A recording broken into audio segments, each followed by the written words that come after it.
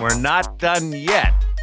The Stanley Cup final has been wrapped up, but the Calder Cup playoffs, as this recording takes place, continues. We'll get into that in just a little bit. It's In Goal Radio, the podcast with David Hutchison, Kevin Woodley, and Darren Millard.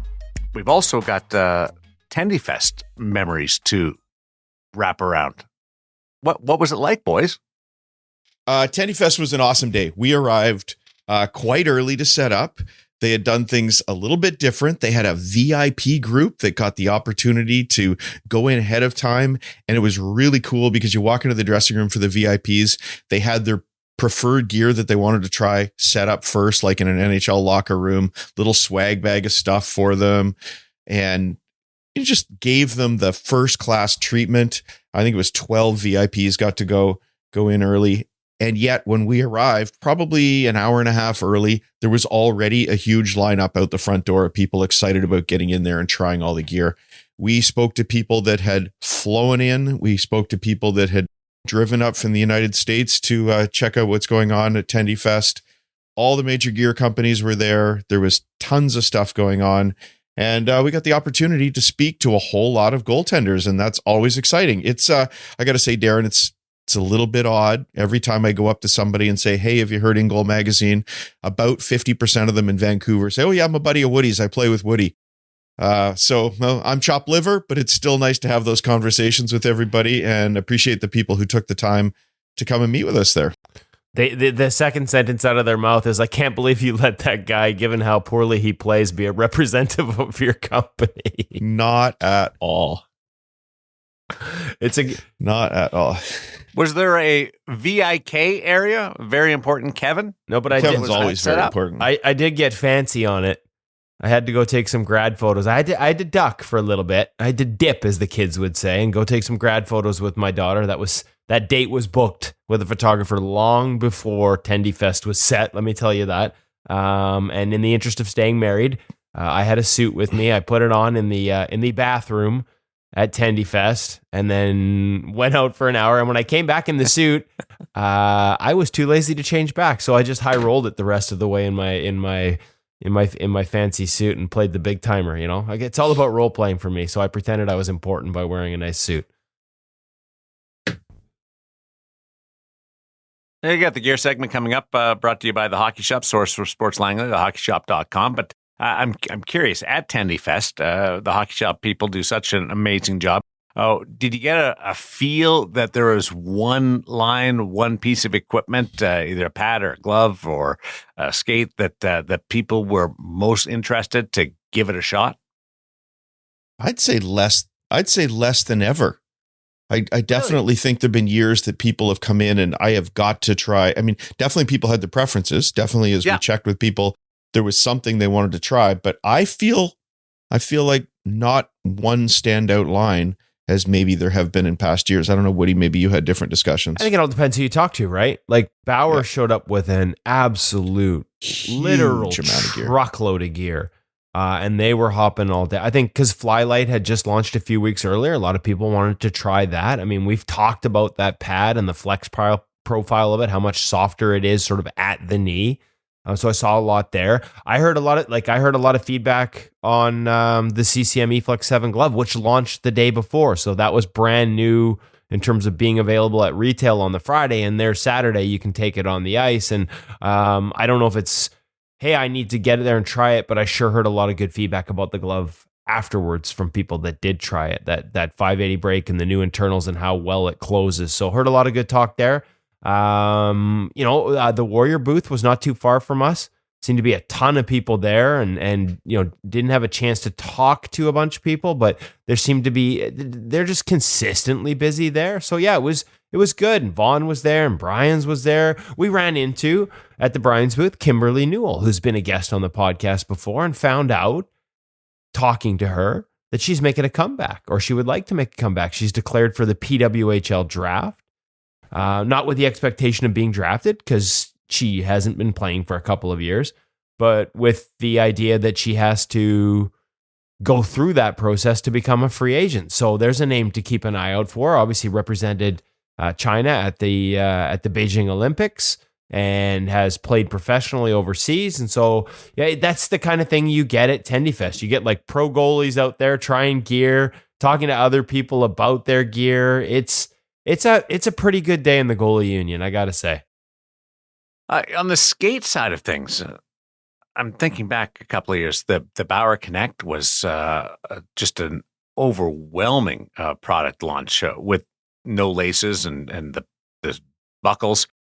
True One Piece a few years ago, that was a change. Where are we in the skate market right now, and what's leading the way, and is there anything that's on the horizon?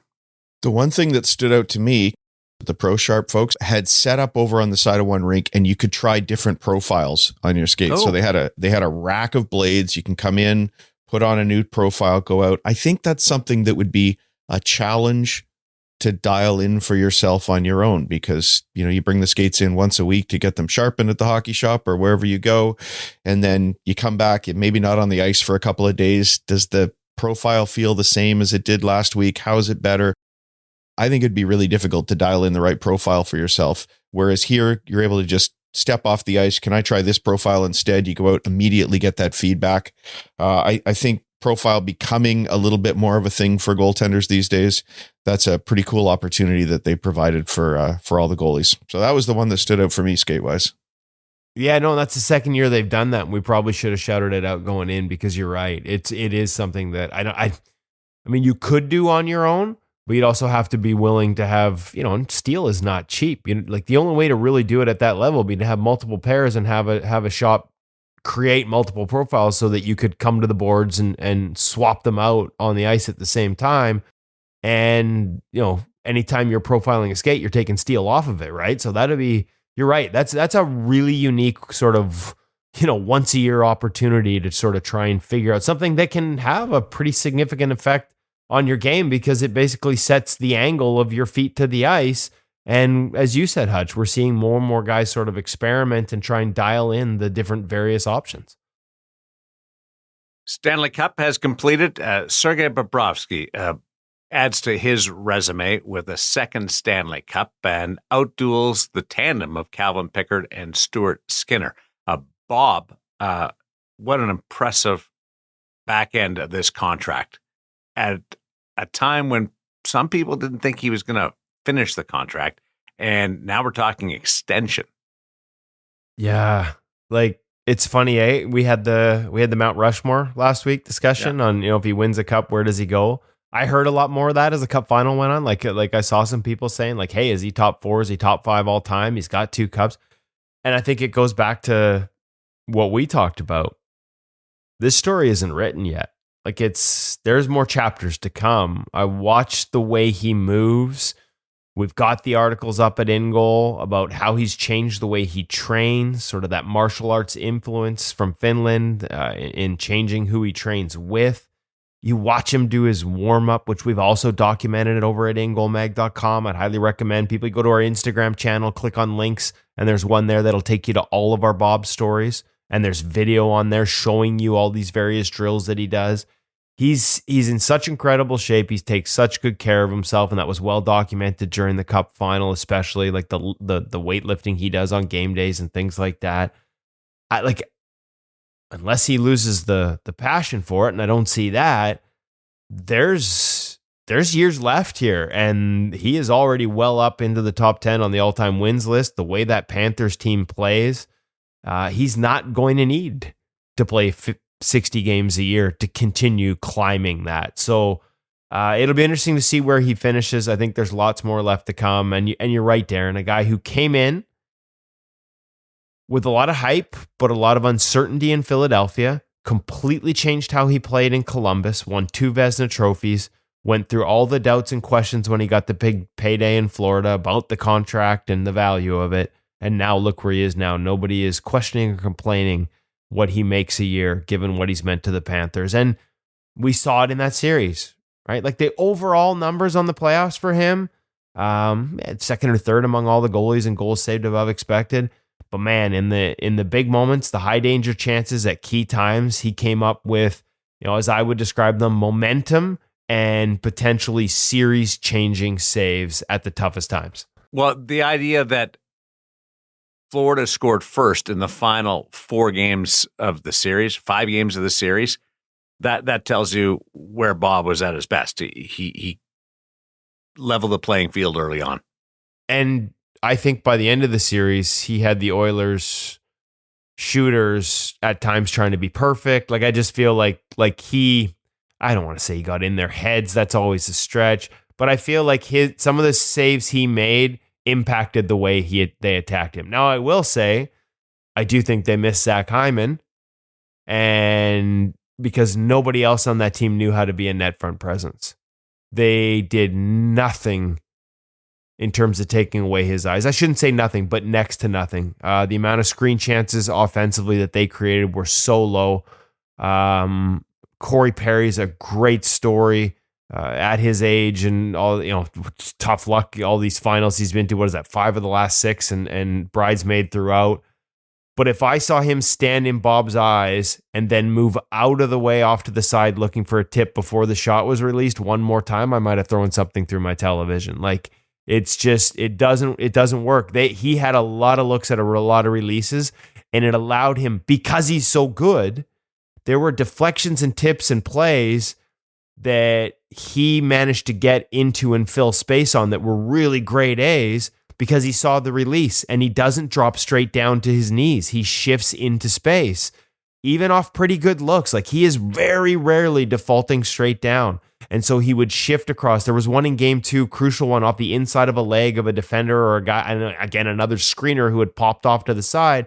And Bob gets over there with a glove and with coverage behind it because he's able to see the release, and he's so good at not committing straight down to the ice. He shifts and moves into pucks, and I just didn't think they created enough chaos. Probably wouldn't have made a difference, but on the looks they had, he had a good look at too many of them. Not the same plays you're talking about, but sort of along the similar lines. The anticipation. He made a rebound save. I can't remember, it was game 4 or 5, but he anticipated where that rebound was going to go, or that bouncing puck was going to go. And if he doesn't read the play perfectly and get over in time, it's a sure goal. And I don't know, still, after watching it like 10 times, don't know how he read where that puck was going to bounce. Thousands and tens of thousands of repetitions and game situations. Like, it's funny, I do find it a little hilarious when people make the comparison to Skinner and, who outplayed who and Bob was the difference. It's like, yeah, one's a third-year starter still learning a lot of these things, and the other guy has been in the league for a decade and a half now. So like this is, he's got the experience, he's got the physical tools, and he refines them constantly. He's got the technical acumen. Like, the way the Bob project has been built, from his work in Columbus with Ian Clark on the technical side and tactical side, to the work he's done rebuilding his body. Again, we talked about that, the martial arts background base in terms of how he moves and how he warms up his body to move. Like, there's so many different steps along the way to get to this apparent completed project that is Sergei Bobrovsky at age 36 winning back-to-back cups. It's a fantastic story, and there's a lot of things in his game that I think a lot of people could learn from. Let's give the guys in the Calder Cup Championship Series some love, Hutch. We've got Charlotte and Vancouver going head-to-head. So Florida's affiliates, Florida going for the double there, and Vancouver up in that series. It's been a fun series. It's been a fantastic series. I haven't quite seen it from the inside the same way Woody has. Woody's been covering it for NHL.com, but I was in the rink the other day. It is the loudest building I've been in, and I can't remember far enough back to 2011 with the Canucks' big run, but I feel like it was easily as loud as that in the building. And quite often, the source of that noise was the crowd cheering for Artie. They love him so much. He can make a routine gut trap from 60 feet away, and the crowd goes crazy. And so that's a ton of fun to watch that. He's on top of his game. He's getting outshot and controlling it for Abbotsford. Just a fun story to watch. At the other end, you got Capo Kakkonen, who's got I think it's something like 160 games of NHL experience, but he's in his first playoff run ever at either level. He's a lot of fun to watch. This is a guy who makes a lot of saves standing on his feet. He doesn't go down and just tracks the puck and makes the save. Very athletic. Just a whole lot of fun to watch at both ends of the ice. Great series if you can get out and get a chance to watch it or watch it online. But Woody's had a bit of a different view from the inside than I have. Okay, so I got to do, before we get to my view, I got to go back here for one quick second, guys, and I apologize for this, but I was brain cramping when I was talking about Sergei Bobrovsky and the way he sort of changed the way he trains in his early 30s. And I just wanted to make sure, because the article's great. Make sure you check it out at ingoalmag.com. Like I said, you can go to all the Bob articles through our link off Instagram, or you can just go to ingoalmag.com and use the search function to search Sergei Bobrovsky, and you will get 6 or 7 different articles with video of some of the work he does. The trainer, I wanted to make sure I gave him a proper shout out. It's Sami Karjalainen, and of course the goaltending coach, who a lot of people know from Finland, Hannu Nyquist. They sort of started this project working with Bob in the offseason. And so I just thought it was important. I, for some reason, could not pull the name up off the top of my head as I was talking about it earlier. Okay, so back to the American Hockey League. The view I had has been kind of cool, but not just, talking to Arturs, who, man, this guy in big moments and big occasions. He was named to Latvia's Olympic team, one of the first 6, along with Elvis Merzlikins as the goaltending tandem. As the series shifted back to Vancouver, they were outshot 96-43 in the first 2 in Charlotte, and he won one of those in double overtime and lost another one in overtime. He's won 2 straight here. I had a shutout going into the third period the other night. They won 3-2. Charlotte obviously poured it on in the third period a little bit. His ability to rise in big moments, whether it's the World Championships where he was MVP for Latvia, got them their first ever medal at a World Championships in 2023, stepping up, coming out as the third stringer from the American Hockey League and getting the Canucks past the Nashville Predators into Game 7 against the Edmonton Oilers last year in the playoffs. This year, obviously didn't go the way he expected. He had 2 wins in 10 starts for the Canucks in the NHL, .861 save percentage, and a really difficult year because he spent large portions after he lost the opening night starter's job sitting around in practice, sharing a net as Thatcher Demko started to work his way back from 2 different injuries. A lot of times he didn't get much of those reps. He was just out there late with a couple guys after practice. He only played 31 games all season. As a guy who's in his 5th year as a pro and he's played 110 games in the American Hockey League, I would argue that's not enough. But every time he's in a role, bright spotlight, big stage, and he gets a chance to just go out there night after night and not worry about or overthink things, and I talked with him about this, that's the difference a little bit, man, he performs.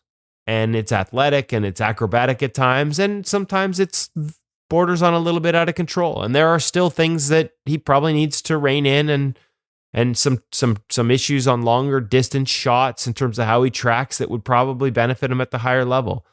But you got to applaud a guy who had a season like that and is finishing it on this note. He's got a last check 932 in the American Hockey League playoffs after a career 906 through those first 110 games.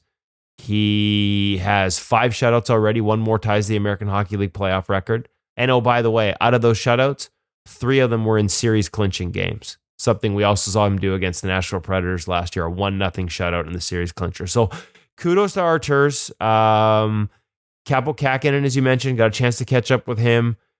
Hutch already talked about the fact 7 years in a pro in North America, never played a playoff game, and here he is, takes the ball and runs with it all the way to the Calder Cup final. He's been exceptional as well. Save percentage up there near the 930s coming into this final. It's been really fun to watch. But can I tell you, Darren, what the most fun thing to watch was? From my standpoint, especially in Game 3? The interactions off to my right in the top of the stands with the Hutchison family and Charlotte's the Florida Panthers prospect and Charlotte. He's number 3 on their depth chart right now. They're part of their Black Aces and practice goalies. Cooper Black, all 6'9" of them. that was cool. And I don't know if I'm putting him on the spot, how much he wants to talk about this, but just sort of seeing, I mean, this kid is so special and so nice. I talked to him after the morning skate, and such an intelligent young man about the way he thinks the game.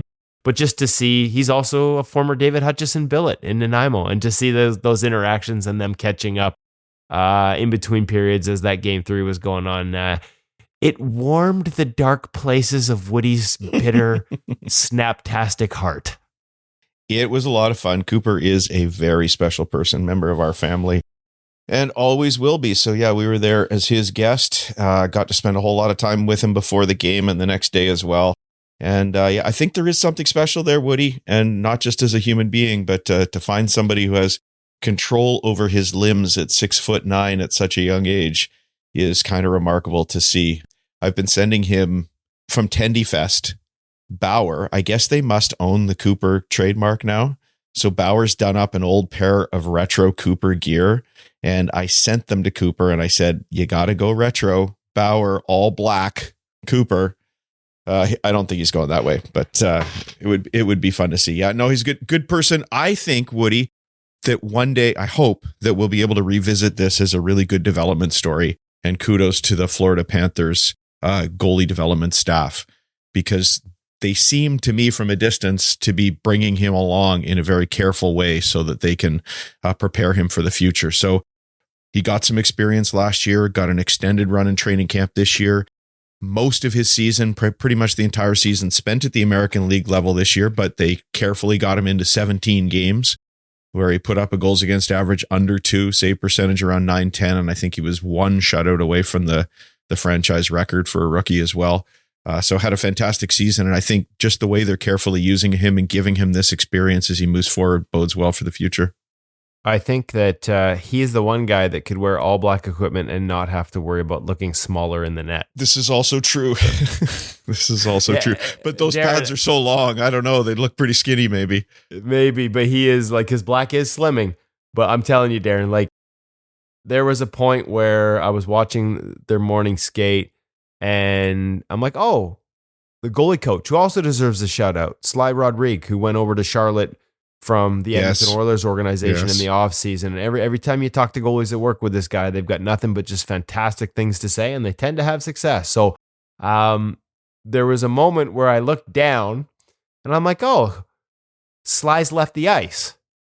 I'm like, oh, Cooper must be on his, like, he was working with Cooper, and I'm like, oh, Cooper must just be out here at the end to sort of, be a target. And that's part of the job, right? Sure. And as he told me, he loves it, because what else, his alternative is to be at home taking shots from guys who aren't nearly as good, right? With all due respect to his shooter, like, just inconsistencies. One guy's played at one level. Now he's got these American Hockey League veterans shooting on him, really elite shooters. And I thought, oh, okay, the goalie coach has left the ice. Maybe I'll catch him. And then I turned my head and he's back. He had just disappeared behind Cooper for a second. Like, literally, his waist comes to the crossbar. A goalie eclipse. Yeah, like, when we sort of hunch over at the end of a long skate and sort of turtle our way back into the net, for a breather, he literally can't do that, because when he hunches over, his butt would hit the net as he backs into the crease. Would hit the crossbar as he backs in. So it's really fun to watch. And to Hutch's point, in all seriousness, his control over that frame. I was watching backdoor plays down around the goal line that they were working on, and it's not just control, but it's power. There's a precision and a power that he's got in his game right now that is, really fun to watch during, drills and goalie drills and shooter drills, and can't wait to see it get applied more and more in games as they bring them along. Have to talk to Cam and company over at the hockey shop to get him some of that Cooper Black gear in stock form.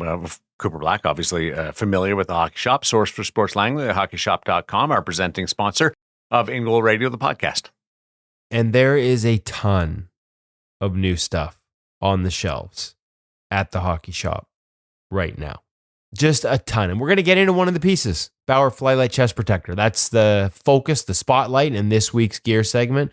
But a reminder that there is FlyLite pads, FlyLite gloves, FlyLite blocker, new FlyLite stick, including a Hockey Shop Source for Sports exclusive trigger grip available at retail on the website at thehockeyshop.com and in the store. And again, they're such a big store. They have such a big footprint and they have so much equipment that anytime we have a new launch, you know what I'm about to say, that means you can get the old stuff at a discount. And right now it is the previous Bauer Vaporline Hyperlite 2, all 25% off. There's lots of inventory left, but it won't be there for long. So make sure you check it out, whether it's the newest, the best of the new season, they've got it.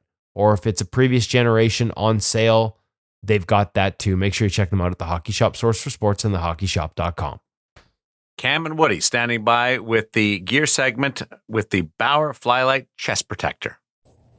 Oh, pretty. The new Bauer Vapor FlyLite chest protector. You can see some of the new features in the wrist right off the way. You can hear someone. We're going to get into all of it. Plus, what part of this chest protector feels like an old couch cushion, but will actually help you stop more pucks? And what new sizing, exciting new sizing options are available for the first time in the highest end chest protector with the new Bauer FlyLite? We're going to get into all of that. But first, next to me is Cam. We're at the Hockey Shop Goalie Utopia to talk about the new Bauer FlyLite chest protector. And Cam, you're excited about this one. I am. I can't wait to fly in and show you some of the new specs. Are you excited about the chest protector or just your bad dad joke? Oh, both.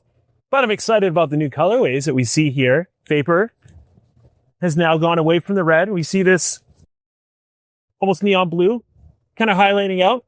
Looks good. New look, kind of gone across the line. You see that even with the FlyLite leg pads, glove blocker, even sticks to a bit of an example, but that's okay. A lot of white, little stormtrooper look on the front. We do have a bit of a stormtrooper kind of style of a look. But if you don't want to be incompetent like a stormtrooper, this is a chest for you.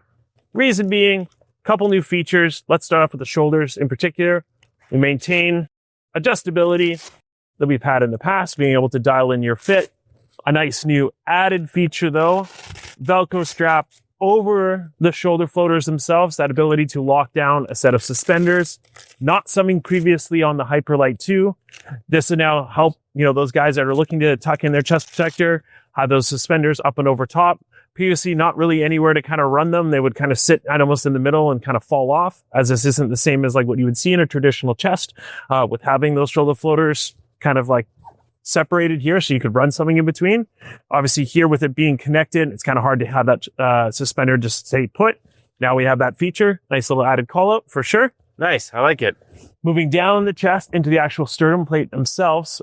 This a little bit more raised. New kind of foam in here. Very shock absorbing as well. Your ability to add that deadening feature. Oh yeah, you can feel how soft it is. I like Correct. it. It looks hard, like Stormtrooper-esque, but it's quite a bit softer. Adding that absorption quality, being able to cradle that puck, that's important.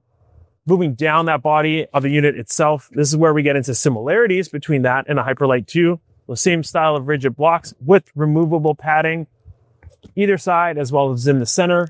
Being able to have that adjustability in terms of added length that you might need or Simple might not Velcro. need. Depending on whether you tuck or untuck, that might affect whether you want it or not. Exactly. Internal tie down as well. Yes.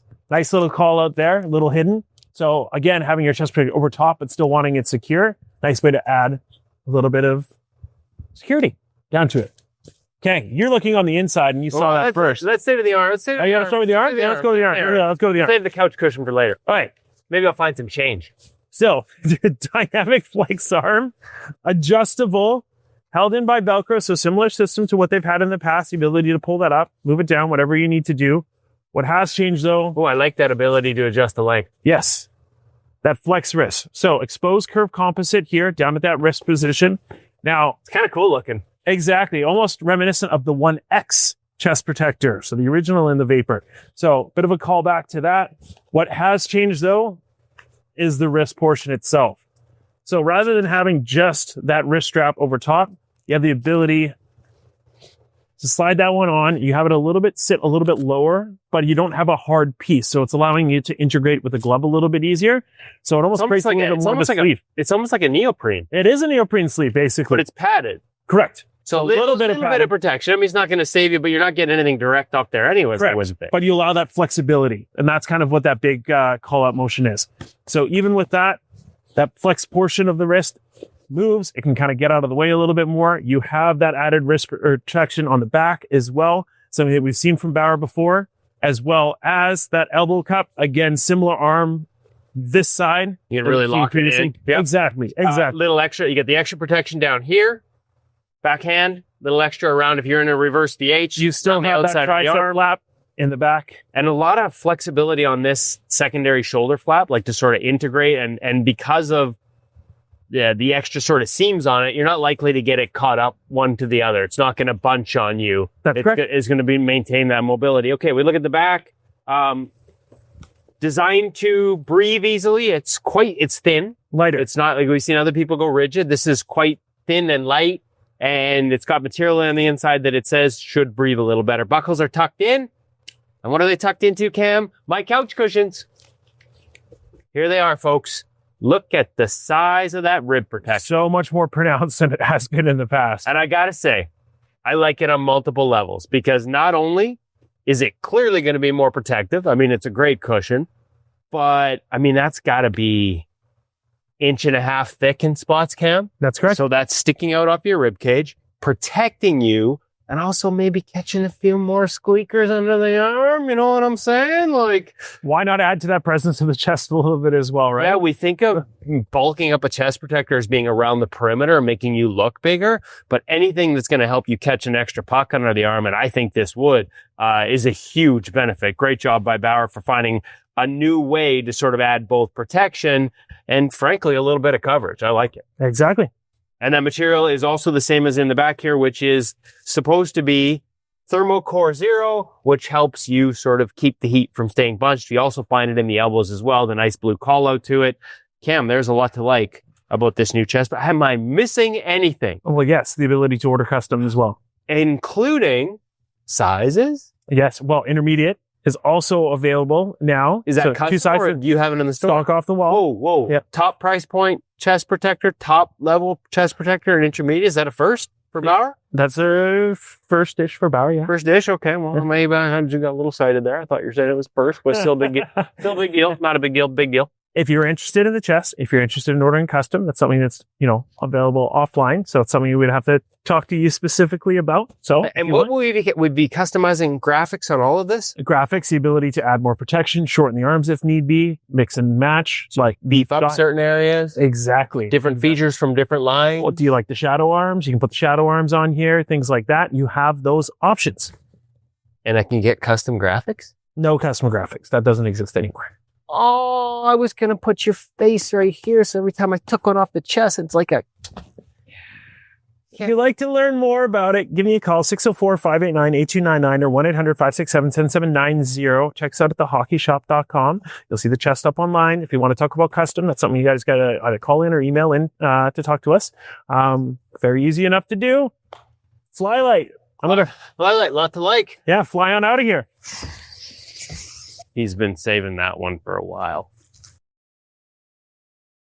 Nice to know that you two had lots of energy left after Tendy Fest. We had nap. We're old. We Never just had stops. Never stops. It's all good. The good thing about the chesties, you can kind of like roll it up or situate it for a pillow. Be a good pillow. Oh well, we talked about it in that segment. There's some extra pillow there. They've added. I made the joke that it's like a couch cushion around the rib cage. So super comfortable, but also like if I've got an eye towards, making myself a little bigger, especially if I don't tuck, because I would think tucking it in would sort of pull it against you. So lots of rib protection, but honestly, I think it would make you, it's going to help you catch a few more of those ones that might otherwise squeeze under the arm. Haven't had a chance to take it out, but it sure felt like that trying it on in the store. It's, They've really beefed up the rib protection, but not in a like hard thin foam way, in like your grandparents' 1970s couch cushion way. It's great. I like it. Our gear segment gives you a look under the hood with all the equipment around the goaltending world, and Visual Edge Pro Reads lets you inside the mind of goaltenders. This week, Joseph Wool taking us through our journey or our experience of real-time plays. Yes, and of course, those pro reads are weekly at In Goal Magazine, at ingoalmag.com. Every week, we bring you a new video breakdown with an NHL goaltender where they walk you through a sequence or a play and try to explain for young goaltenders why they do things a certain way. Not that every young goaltender needs to do it the same way, but to walk through their mindset, not just hey, do it this way, but here's why I do it this way. Here's why I choose this depth on this breakaway as Joseph Woll facing Alexander Ovechkin, in this case, on a penalty shot. We already did the breakaway that he saved about a month ago in Joseph Woll's last entry. Now we've got the ensuing penalty shot. So what's different? How do you manage your depth differently as a goaltender? Where do you want to be on the ice relative to your crease when Alex Ovechkin hits the hash mark? Where do you want to be relative to your crease by the time he gets towards the bottom of the circle or in the low hash mark? Joseph Woll walks us through all of that. It is one of more than 285 such videos up at In Goal Magazine, ingoalmag.com right now. And a subscription not only gets you 1 year moving forward, so 52 more of these pro reads, but a complete access to the archives, all 200, I think it's 86 now, pro reads, guys like Hellebuck, Demko, Woll, Freddie Anderson, some of the biggest names in the game, sitting down with us to bring you their video and how they read the game. There is no better way to learn to read the game than watching pro reads like this week's with Joseph Woll. And by the way, there's no better way to see the game better than the sponsor of pro reads, perfectly fitting that it's Visual Edge, an online-based visual and cognitive training system used by guys right up to the NHL. You get some funky glasses. One looks like sort of the 3D glasses, but a lot nicer version that you'd wear at the movies. One eye blue, one eye red. You go through their online program, you take the test, you get an edge score, which is a baseline. It sort of shows you what your strengths and your weaknesses are visually. Do you see the puck coming at you, which is convergence? Do you see things, divergence, which is being able to sort of quickly look out and scan the whole zone, which is a strength, which is a weakness, and then it dials in a training program for you. Once a day, work on your visual skills. It also helps you warm up your eyes and your cognitive skills. Jordan Binnington said it's added a quality element to his preparation as a goaltender. He uses the game day drills every day before heading to the rink, a combination of recognition, reaction, and focus that activates my brain and eyes to feel ready for what's to come. So Visual Edge, you get a discount code when you check out In Goal Pro Reads. If you're a member, you get a bigger discount code. Make sure you check out Pro Reads at ingoalmag.com and get your bigger discount to Visual Edge. Perfect opportunity to slide over to our Stop It Goaltending You, the app, apparent segment. Hutch, I want you just to give us an idea of what we're going to talk about, and then we'll hear from Woody about Stop It Goaltending You, the app. Last week, we went over 5 tips about gear for goalie parents. I would say largely that it was directed towards parents of younger goaltenders, but I think there was some good stuff in there for goalies of all ages. And much like Woody, I always have too much to say, so I had to hold off to this week with numbers 6 through 10. So I'll just leave it at that. We're going to carry on, and I think maybe some of this stuff applies to older goalies as well, but also just good stuff for the goalie parents out there, how they can help their kids. Woody, what's going on with Stop It Goaltending You, the app? Well, the daily primers this week, and if you're not familiar with it, Stop It Goaltending You, the app, sort of breaks out the content they give you into 3 different segments. Daily primers every day of the week, Monday through Friday. You get a 1-minute video, sort of just designed to give you a quick mindset focus or a quick focal point, not always mindset, on how you can get better as a goaltender that day. It's a great way to sort of check in and sort of stay on top of some advice that will help you continue to develop from some of the best in the game. Brian DeCourt's been doing this for 25 years with Stop It Goaltending.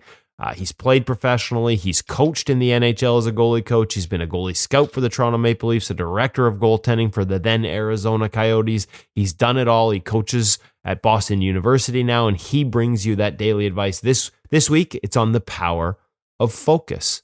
And of course, there are other videos sort of walking. Sometimes they're just pep videos, like some good music and some good goaltending to get you in the mood to go stop some pucks. There's drills every week. There's all kinds of new content each week on the Stop It Goaltending You, the app. And best of all, you get our content too. When you buy a monthly subscription to Stop It Goaltending You, the app, you get automatic access, easy for me to say, to In Goal Magazine, ingoalmag.com, and all our great content, including those pro reads I talked about earlier. Not just what's new each month, but full archive access, all with the subscription to Stop It Goaltending You, the app. It's the best of both worlds in goaltending. Make sure you check it out. Hutch. Last week, we went over 5 gear tips for goalie parents. I think maybe there was an underlying message to a lot of those tips, guys, about not feeling guilty. As parents, what we do is driven by this fear of guilt that we haven't bought the latest, coolest gear for our kids, that we haven't protected them so they can face NHL shots, and so on. And I wanted to relieve some of that guilt with some tips that will help your kid go out there, feel safe, and have a whole lot of fun. This week, we're just going to carry on with 5 more tips, and might need a little bit of help from you, especially Darren, who's a bit of an old timer with the gear. The first one, though, is let them do the work. It's a recurring theme I've had here before, that we want our kids to be empowered, we want them to be independent, and having them do the work, things like taping their own stick, which you could do as young as 6 years old. It might not be as clean as you can do. It might not be as quick as you can do it. But that ritual of taping a stick right up to the National Hockey League is a big part of the game. Let the kids learn how to do that at a young age. Cleaning pads. I'm actually surprised how many questions I see online from parents about how to clean off goalie pads, and the number of them that are doing it for their kids or even against their kids' wishes. I don't quite understand that. It is not hard to clean off a set of gear if you would like to do it. Yes, there are some tips for how to do it that we could cover sometime, but let your kids do it. You might need to give them a nudge. You might need to guide them. It's kind of like cleaning your room. Don't go in there and clean the kids' room for them. Let's help them do it for themselves. Number 2, here's where we might need Darren, because back in the day, we spent hours fixing our gear, adding some foam here and there. Have fun tinkering with the gear. Our old friend Glenn Hall, Hall of Famer, who played over 500 consecutive games without a mask on, told us he used to literally add bubble wrap to his arms way back in the day. Great sense of humor. He said he did it so that his defenseman would have something to do in between periods, bursting the bubbles. But it was about protection, and we used to have a whole lot of fun with it. Darren, I'm sure you did some cool things. I'm going to share a couple things, and then I'd love to know what you did. We actually got we got a listener on YouTube share with us. Tag name OK Goalie says that they use a thigh guard from an old set of Bauer reactor pads to protect my exposed wrist on the glove hand. And I also wear a D3O wrist guard. And that reminded me of one of the things that I did to my kids' gear. And that was as he got a little bit older and the arms got a little bit longer. Of course, a lot of chesties are adjustable in arm length, but if you lower those arms down, you risk maybe exposing some upper arm. And so we went to his old youth set of CCM gear. His youth set of CCM gear. We pulled off the thigh guards and we put them into the upper arm. There's still the little Velcro there that even holds it in place. That padding remains on that chest protector that now his mother is using as a goaltender. So that was use what you can find. How can you apply it to make yourself feel safer out on the ice? Darren, did you have any things you did back in the day?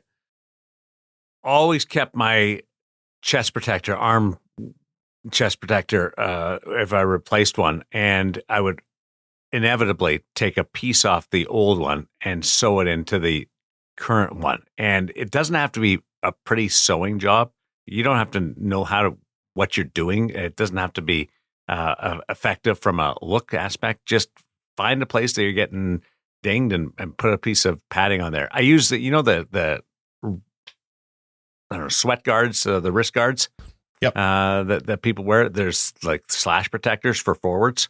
Yep. I wear those on the blocker to this day, just because there's a little spot that I always seem to get nicked up just above the blocker on my wrist. So I use that. And I think I've told you this before, but on the knee guards, I have my current set. I took some padding off of a Home Depot, like the knee pads that you would wear for flooring installation. Yeah. And I put those in to just soften the blow inside my knee pad. So just you doesn't have to be pretty, but it's those things have stood up for 8 years. And use what you have. Woody, you're like the guilty parent. You want to just go out and buy new gear if something doesn't work, but have you tweaked something too? Well, let's be honest, we're pretty spoiled here at Ingold. We get to try all the new stuff, and I don't think they like us stitching things into it very often. I have in the past used added padding to knee guards, or sort of not knee guards, like the landing area of the pad, the knee stack. Added layers of padding that to make it taller off the ice. I think. Well, if you don't know, if you're a parent, this is an interesting thing, and this is something we might be getting into in the near future as an option. It's something we've talked about in the past, even with Maria Mountain. Like, the thicker you make the knee guard, obviously it can't be so thick that when the kid lands, his knees are above the edge of the pad, but the higher the knee is off the ice relative to the ankle being on the ice, which is why we want toe ties with gap in it, the less stress on that entire chain, ankles, knees, right up through the hips and internal rotation. You get a wider butterfly out of it, and you can get less stress. So I've definitely added padding to the knee stack in the past, especially before I was maybe taking as good a care of the lower body as I try to now. And so that's the biggest one for me. That's the biggest sort of, add padding cheat. And it was more just because it just made my hips feel so much better. Darren, as you're talking about using what you can find, the other one that I did when my son was the youngest, pants are getting better for kids now. Maybe still not completely where they need to be, but when he was probably 8 years old, almost zero hip protection, very close to being like a player pant. There was some, but it was when you're facing older kids, you're at that age where some kids seem to grow faster than everybody else. And I remember some kids he played against that at 8 years old looked like they could shoot like men. Really needed some protection in there. So I found the old youth set of goalie pants from age 5 and 6, and I ripped out the inside that protected the hips and the tailbone and literally sewed it onto the front of his junior pants. And talk about looking janky, but it provided bulletproof protection and created that feeling of safeness for all those gut trap saves that you make. So yeah, use what you have. What this reminds me of? Go ahead. Marty Brodeur. Right? Like, remember Marty, like right towards the end of his career, and then he ended up getting a chest protector sort of, I think it was Pekarine's old chest protector, and that's when he switched. But he had like super old, outdated, like not a lot of padding chest protector. And I'll never forget, I think I was in on one of these conversations with him and Chico Resch in Vancouver because he had come off an injury, and he talked about every time he feels something, like it's gotten worn out to the point where he's feeling pucks on it, he just added padding to the spot that hurt.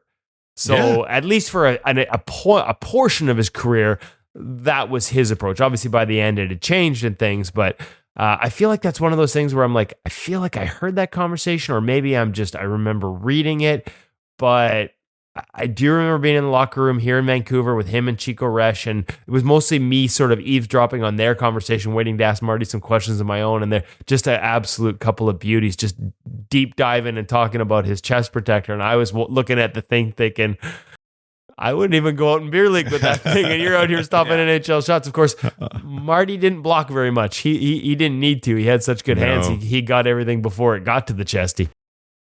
Back in the day, I used to add a lot, inside of your thighs, the old pants, you used to get bruised up all the time in there. And I would bulk up that area. The pants are pretty good now. I can't tell you last time that I felt a stinger. It probably happened today.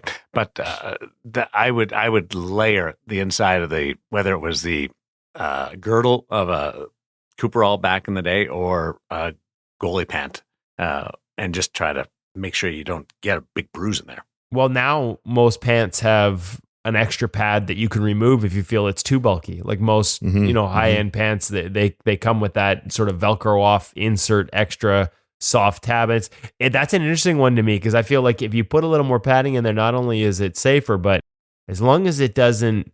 Woody's always looking for the cheat. Here it comes. As long as it doesn't stop more pucks. Yeah, well, your 5-hole the pant portion of the 5-hole closes a lot faster. As long as it doesn't, like hurt your skating, absolutely, that's a good one. Hey, listen, it's not like I'm telling you to go KHL on this, like some of the goalies that played there told us, and insert yoga blocks underneath their chest protector. I love the Marty Brodeur reference, and when it hurt, he added some padding. It's not like he got hit in that spot for the first time. I did mention last week that buying old gear is okay. It absolutely is. Chesties, definitely the foams in there have a lifespan, and there becomes a point where they've been compressed enough that things start to hurt a little bit. So adding a little bit more in there, not a problem. It's one of the good things you can do. I have a chest protector in my garage right now. It's an older Bauer unit that was very well worn. The first year they sent it to us, we sent it out with a tester who wore it through an entire junior A season. It's been used since. Its foams have definitely passed their best before date. But every once in a while, I get guys that want to get back into the position. And so they're looking for a little help. And I keep some of our older gear around for just that. And it's interesting because one of them recently, just in this is probably about a year and a half ago, Mantar Bandal, who is the play-by-play voice for Hockey Night in Canada Punjabi, former goaltender, wanted to get back into playing goal, and he is now fully invested. I'm learning things about gear care from him now that he's got his whole new set that he's bought. He's got wicked custom stuff. He is right into it. Both feet he dove in. But in the beginning, he wanted to sort of see. And so we had some old Bauer pads and this chesty. But this chesty didn't have a lot of life left in it. So up in my garage right now hangs a chesty that has old Brian's knee pads sewn into portions of it for extra protection because he was feeling too many pucks and it was maybe a little small on him as well. So we got a Frankenstein in the garage thanks to Mantar, who is, by the way, like I want to write his... we're going to make this a parent segment, Hutch. His gear care tips in terms of coming off the ice and taking it home and how to dry it and how to make sure it doesn't stink. I was taking notes when he showed me his setup. It's so good. Nice. That's awesome. Yeah. I want to hear parents, about that at some point. No kidding. Parents, it's fun. Look, you can see I wish this was on video and you can see the smile in Darren and Woody's faces just about that thought of tinkering with the gear, playing Art Zerbe, sitting in the plane, fixing up the gear. It's great fun. Yeah. Enjoy everybody. Enjoy and let us know what you've tried so that we can hear your great stories too. So here we go. Number 3, don't chase quick fixes because it's a quick way to go broke. And I can tell you, I have done this. Little Johnny lets in a goal through the 5-hole because the pads have gotten a little bit too floppy. And I have sent Woody text messages the instant that puck goes in. Pad X got too floppy, goal went in, need to get something new. Don't feel you have to go out and buy some new gear just because something like that happened. I'll ask you a question. Would you spend $1,000 to get that one goal back? Because it might not happen again this year. And maybe if the stick was activated a little bit better, it never would have hit the pad in the first place. It's okay. Goals go in, parents. Don't feel guilty. Let them go out there and have some fun, and that's all that matters. So don't chase quick fixes with gear and spend a whole lot of money to do it was number 3. Number 4, learn how to wear the gear properly. This is partly a safety issue, but really it's about if the gear isn't worn properly, it is very difficult to play the position correctly. For example, Woody brought up having slack in the toe ties. We've seen many a young 6, 7, 8, 9-year-old goaltender skate out onto the ice with the pads cinched up as tight as they possibly could cinch them, and then they don't rotate around the leg properly. There's all sorts of great little tips for making your gear work for you so that you can play properly and have fun doing it. It's no fun tripping over your gear, no fun not being able to move. So whether you're checking out the pro gear section on InGoal or the pro tip section on InGoal to learn stuff about gear, or walking into the store and asking questions, even if you're not ready to buy that day, Cam would love to talk to you about how to put the gear on young Johnny or young Sally so that they can play the game better. Or if you're in the rink and you're watching your kids struggle on the ice and you see a goalie walk in with some gear, Ask them a question. I haven't met a goaltender yet who isn't thrilled to talk about the position and talk about their game. So if you see a 15-year-old walking in with his pads and you see your kid struggling out there, just say, hey, what do you think about how he's wearing his gear? What do you think I could do to help them put it on properly? Don't be shy. Ask for help. 5, we've gone over this one a little bit in the past. If you are going to invest in some new gear, my priority is a helmet, because there is nothing more important than protecting your kid's head, or mask, as I get told I should be calling it all the time by the guys. There's nothing more important than protecting your noggin. And then the second one for me probably would be a glove, because being able to work athletically with your glove, something that fits you properly and protects you, in my opinion, would be the next place I would invest some money. You can play with some old pads, you can play with some old pants, but you need to have a helmet that fits properly. Fit, by the way, we've gone over that before. And as a related one, I had to get this one in, a little bonus glove tip. Get your kid a baseball glove. Get out there this summer, chuck a ball around, learn how to catch properly. Great gear tip for all the parents. That's it. We've been at this one for a long time, guys, so we'll shut her down. I have a question. Yep. At what age should you start wearing goalie skates? Ooh, I don't think there's a time that's too young. Honestly, I know a lot of people, certainly there's a cost issue. I don't question that. And if you're at that age where your kid is switching between goal and not playing goal, maybe you don't want to invest in 2 sets of skates, but it's a different type of skating and it's a different sort of balance. And until you're in those goal skates, you're not going to learn that. So I had no trouble putting my kid into goal skates quite young, as soon as he was able to fit a set. I don't know if you've got different opinion on that, Darren. I'm with you. If you can afford it just helps the child out. Yeah, I don't think skating in player skates is a bad thing either. We did a tip earlier, long at the beginning of this series, about having your kid be a referee, because they actually have to wear player skates as a referee, and learning that edge control and being on a skate that's a little tippier than a goal skate is probably athletically a really good thing for you. But having that balance and that precision and that safety of a goal skate, I think, is a good thing from a young age. And you feel like you can fly when you get those and the player skates on. Yeah, and turn and and getting a feel for what you can do in a player skate, I think, translates back to what you would like to be doing in a goal skate if you could. Why is Woody laughing? It's probably never worn player skates. Have you, Woody? Oh, that's a good question. I have. I did. I played really bad forward I didn't grow up playing hockey. Let's not forget that, boys. Yeah, no. Well, that's why I thought maybe you had never done it. In university, I started playing drop-in hockey just to try and go and skate before my work with Ian Clark's magazine switched me to a goalie. Before you learned it's easier to balance on goal skates. Yeah, and I didn't have to go. I was a really bad forward before I became a really average goalie. So you improved. Yeah. Attaboy. Awesome stuff. Let us know your reaction, your comments, play off of what Hutch had to say with the parent segment this week. Brought to you by Stop It Goaltending You, the app. Our NHL Sense Arena feature interview is brought to us by NHL Sense Arena. Hutch. It sure is. NHL Sense Arena, as we all know, is one of the best tools you can use for training away from the rink. In fact, it lets you work on skills that often you can't work on when you're on the ice. So it's not just a replacement for on-ice training. In many cases, it's even better. So that includes things like the neurocognitive drills and even baseline concussion testing. But it also gives you other options that you don't have available in practice that you might not have thought of, guys. Like, what if you'd like to face a shooter who hits the exact spot you choose every single time? NHL Sense Arena lets you do that. If you'd like to know exactly what your reaction time is, if you'd like to know a number that defines how well you are tracking the puck and how it's improving, NHL Sense Arena gives you that data that you're never going to get on the ice.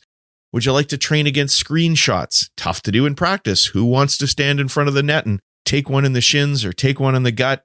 You've got screens as one of the biggest challenges in the game right now, and young goalies can face them all the time in NHL Sense Arena if they would like to.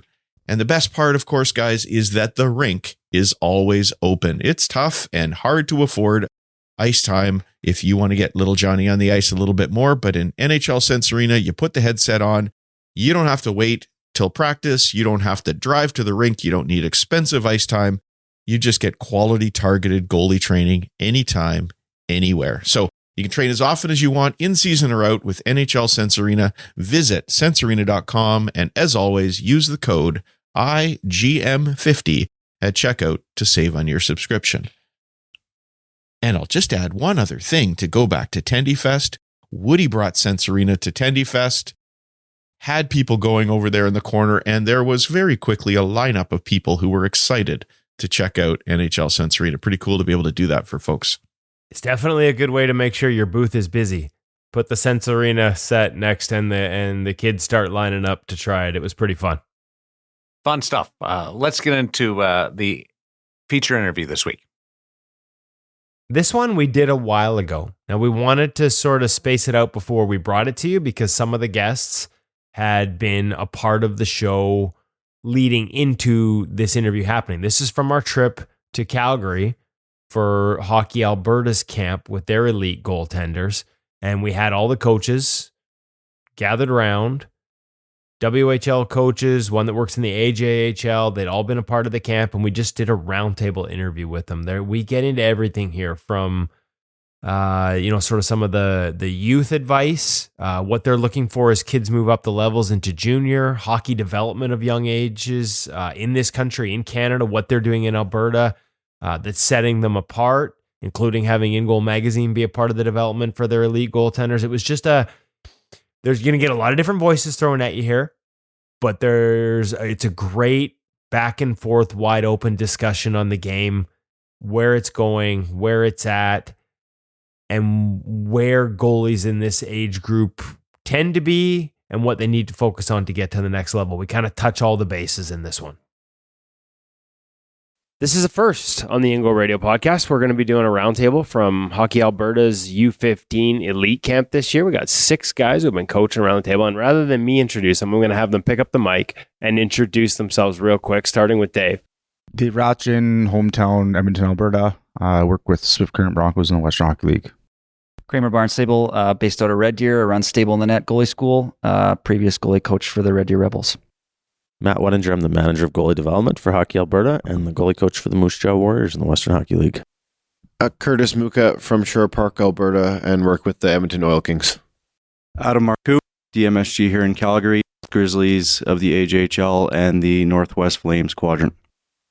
Ian Gordon, Edmonton, Alberta, goalie coach of the Red Deer Rebels. All right, so we're going to run through a few questions and hopefully just spark a discussion. First one, I wanted to know, a camp like this, where you've got, I didn't do the math. How many kids we got here? Like 40? 42 registered and one kid couldn't make it last minute, so 41. Okay, so how does teaching at a camp like this, especially when it's over the course of 3 days and you're throwing a lot of information at these kids, how does this differ from what you guys would do in a team environment? We have some experience running this camp. Started with the O2 birth years. We've had discussions before getting here of kind of what are the key points of what we want to address while we're here to be consistent. With having 6 nets on the ice, it can't be so off the map from the message from one to the next. I mean, we've had these discussions before we got here. So if we come in prepared to know exactly what we want to deliver for the goalies to maximize the weekend for them to provide that development opportunity. And can you give us some examples of where those discussions around what they would have centered? And is it everybody automatically on the same page? Is there some back and forth on, I don't want to say non-negotiables, but things that you want to make sure you hit as staples in a camp like this? Well, yeah, Kev, like this is year 8. So like I know when we first started, we were there was conference calls and there was this would have been pre-Zoom, I guess, even before COVID, but like that's where it started.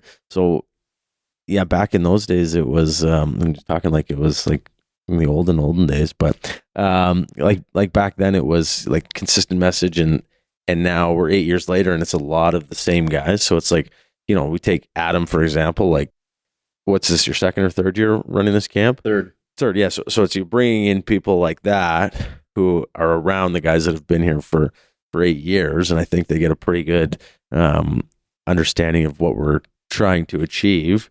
And yeah, I think that messaging comes from the group. Yeah, I think this camp, if you look back over the years, it's really evolved into something more than just a camp for the goalies. Like there's a lot of networking between the 6 to 8 coaches involved too. And I personally look forward to this weekend every year to grow myself. And it's good to see the goalies and there's benefits for me to come and watch these kids ahead of the Western Hockey League draft. But it's evolved into a pretty fun weekend. There's a lot of good discussions, coach to player, but also just within the coaches too. I think for us as coaches, we learn more from each other, but just as much from each other as the kids learn from us. Just watching the Pro Reads video with Joey Decord the other day, like that blind plug was a term that not a lot of us had heard about before. So we have that discussion amongst ourselves, and a lot of the goalies going from net to net. There may be some details, some different perspectives that they see, but I think the overall message remains the same. And it's a great camp this weekend for all the kids to kind of be on the same page with all of these great goalie coaches with what we want to do. And I think being consistent with a lot of things is the most important. Okay, so walk me through what some of the focal points are, because it's funny because I've obviously watched 2 days of it. We've got it on video. We're going to share it with people, but a lot of our audience doesn't know what we've seen for the last couple of days. So some of the things that you guys are focused on in this and how you get that messaging across, because some of those things might be new to some of these kids, it seems like, for some of them. Yeah, it probably is. But I mean, I think for us, what we want to do is we want to start with the simplicity of it, the habits, the details. We start with our first session on the Friday night, which is just skating, right? And then the Saturday morning, we spend the time with the simplicity of tracking and basically stationary tracking. Like we tell the kids in the morning, you basically know where we're shooting from and where we're shooting. And then from there, it's the ability for the kids to tie those things together, right? Be able to tie the skating into their tracking as we advance the camp. So, it's like I said, it's just that opportunity for them that a lot of the stuff we start with isn't new, but as we get going and as we start tying skills together, that's where it probably gets to be some new things for them, and probably more so just new on the expectation of the execution for it, that they probably find new, especially if they haven't been coached before. Yeah, I think the big thing with the way these camps are built is they're really foundational.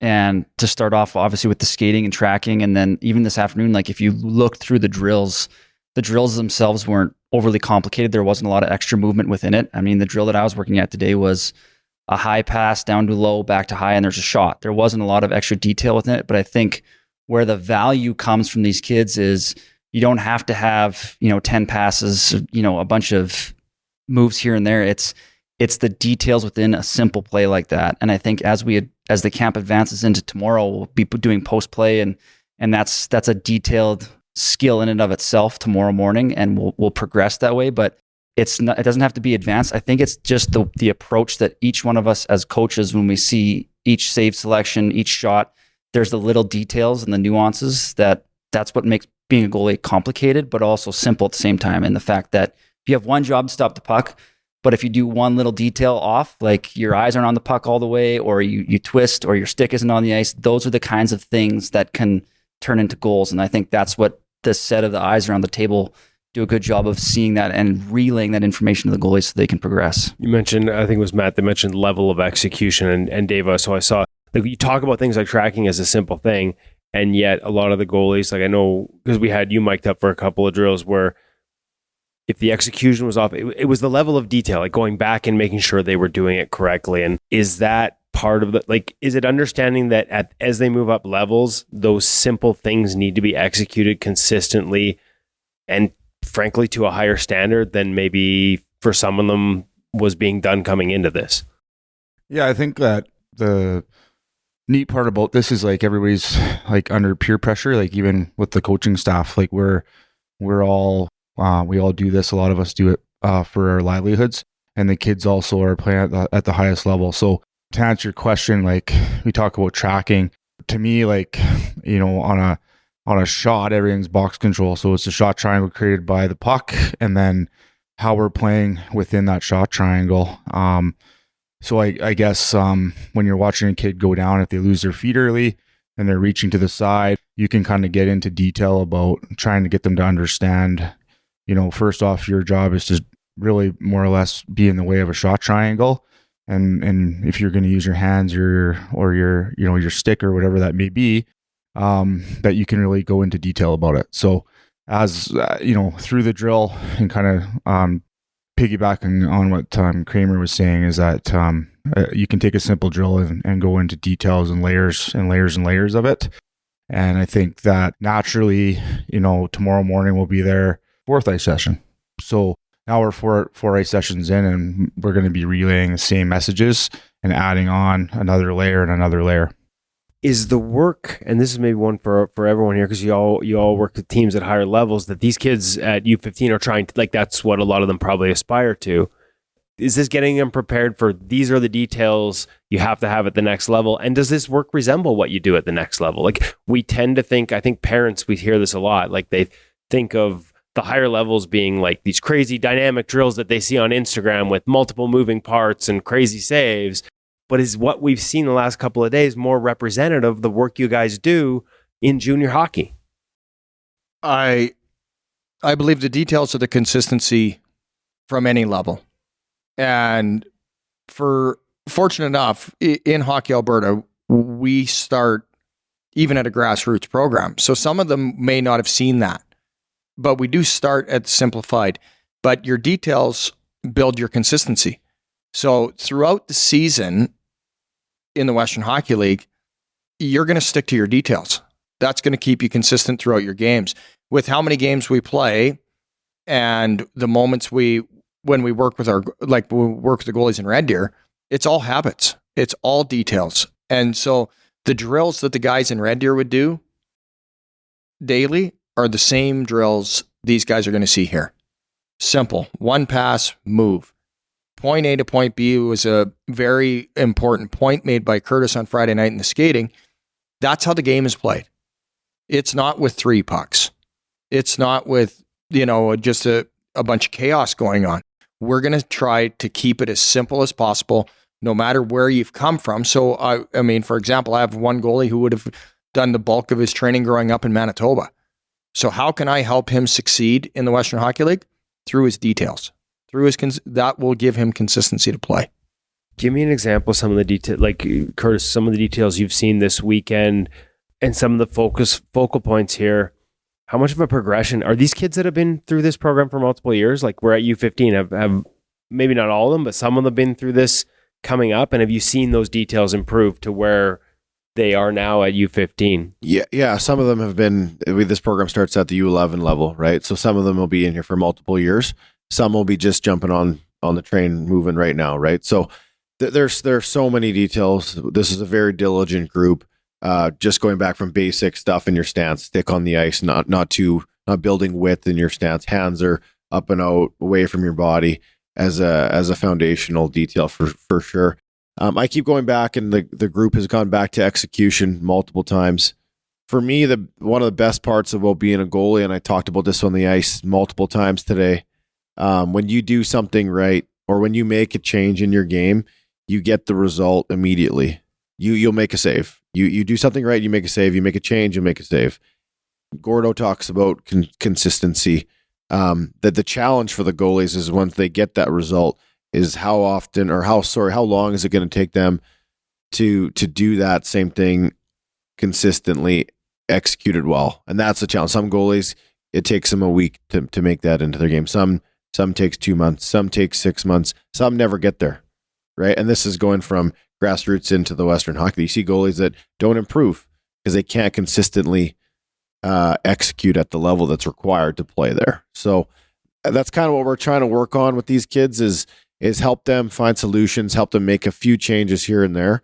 And the fun part, like I said, is they get the result right away, but now they got to commit to doing that every single time they step on the ice. And that's the challenge. It's, if everybody could do it, we'd all be posting good numbers and wins all the time. But it's just not that easy, right? So we're trying to create a game plan for the kids and help them progress. And I commend Matt and the rest of the group for, in Hockey Alberta, for doing a really good thing for their membership in Alberta. And it's awesome to be part of it myself. Yeah, I can jump in, and like, I think the thing for me is, as being whatever manager of it is, or the privilege I have is to work with these guys. And the privilege that the goaltenders have as well. Like the one thing that we have as a group when I look around the room is we got guys that have all coached major junior, right? Or junior hockey, but their background is like goalie schools and coaching younger kids. So they have that really deep understanding of like the steps that it takes to get there, right? Like again, from my perspective of coaching in the Western Hockey League, like, okay, like this is, and it's far from the finished product, but here's what a major junior goalie looks like, right? And so now we're here with these U15 AAA kids, for example, that are 3 weeks away from the Bantam draft, and it's making sure that they park their egos at the door, because as a group, we've parked our egos at the door to be like, this is what it takes to get there. This is the expertise and the experience that we have. And here's everything that we're going to do to help you get there. Because right now they're not close, right? There's so many steps that these kids have to take to get there. So now taking it back even a step further, when we're at the U11 and U13 AAs and the U15 AA camps and stuff, it's again, that understanding of what the finished product is, understanding of their progression and steps that it takes to get there.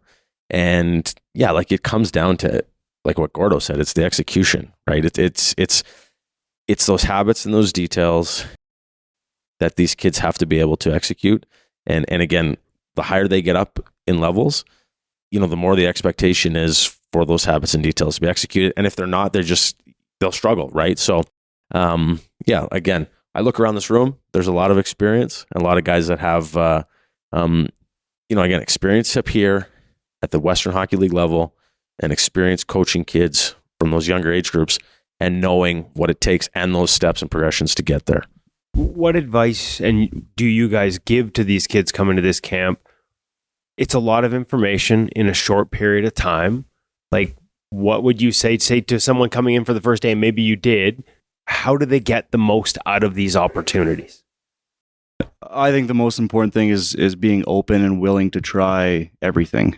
You may hear some terms that you've never heard before, so asking a lot of questions. But I think a lot of goaltenders that have the same goalie coach for many years, they'll hear something said a different way or a different term, and then something will just click. And it's really about creating that relationship with that goalie in the short amount of time. But the trust that you have with that goalie, we're all here to make these goalies better. And so I think for the kids coming in, being open and being willing to ask questions and try new things, there's nothing worse than you're trying to get a goalie to do something and like, no, I don't play that way. I don't do it that way. Try everything. And then these guys are U15 AAA. They're going to be hopefully playing junior hockey, major junior in the next few years. And they can kind of decide for themselves, yes, this works for me. No, this does not work for me. But at least if they're able to have everything in their toolbox that they can use. Do you turn off the evaluation portion here? I'm just curious, like, because you're trying to develop, you're trying to teach. Is there an evaluation component as well? Or are you trying to, like, that line between performing in front of coaches who have influence on decisions versus just trying to learn and do, because it's, do different things, try different things. Is there a message there? I'd be lying if you're saying we're not looking at them. One of the messages from Friday night was have an open mind, embrace your coaching. So there's different coaches on the ice. So you do want, when you get up close to an athlete here, is he coachable? Is he willing, like Adam said, to even listen? Because if you know this could be something that's harder as it matures, you have to be mindful of it. It's not so much all on ability. Like it is, what do I see when I'm looking at that goalie coming back at me? Like, what's that telling me body language wise? What's that telling me? Willingness? Is he digging his heels in and he's going to do it his way and he's a young athlete? Or when you ask him to make adjustments as he gets older, is he going to be willing? I mean, there's no denying the fact that hockey is a business. In goalie schools, skill coaches, and when they become under our roof in the Western Hockey League, how set are they in their ways from whoever's coached them throughout? Then that's no different if they're a player or a goalie.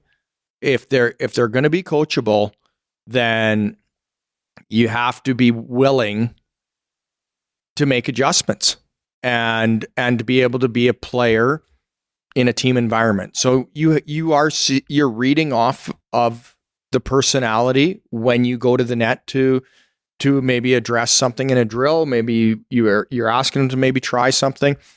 And I mean, throughout the course of 8 years, I can't say I've left here with the impression of a goalie that there's no way I'm going to be willing to look at him as an option. But it's only been 8 years. I can't help myself. David Hutchison has to hop in here. Definitely, we've preached the message many times before about the importance of working with multiple coaches and being a coachable athlete. But how would an athlete, a young athlete, 15 years old, approach a coach and engage in a conversation that can remain respectful, but maybe doesn't necessarily agree with what you're doing, or my coach asked me to do it this way, so that it's not an argument, so that it's not, I need to do it my way. I just like to have a little bit more understanding here. I think that goes back to that whole point of having an open mind. I think that I've had a number of conversations with goalies where, you know, if they have a goalie coach that's very specific in a way that they teach, and maybe it's a little bit different or nuanced from someone that here teaches, I think when they come up to a drill, if you explain the drill to that goaltender, and then he says, you know, I'd like to do it this way, or my goalie coach has taught me to do it this way. If I have no problem with the kids in that, actually, I'd prefer them to tell me that. So then I know going in, okay, I'm going to be doing something that's probably different with this kid now. I want them to be vocal about that. It's different between a kid saying, my goalie coach tells me this, but then we're going to work through something different, versus my goalie coach tells me this and I'm disagreeing with you or I'm arguing with you. One thing that the kids have to understand in this room and or in this camp, that's important to know, that the coaches in this room and the coaches that run in this camp, is we've spent our life either playing the position, and now, you know, 10, 15, 20 years, some in this room that have spent the time getting into the details of coaching the position.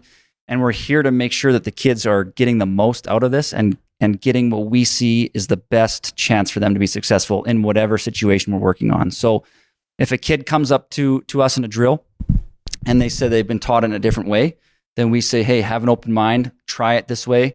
Like a perfect example from this weekend and a perfect example from Hockey Alberta is the stick on the ice question that we have all the time.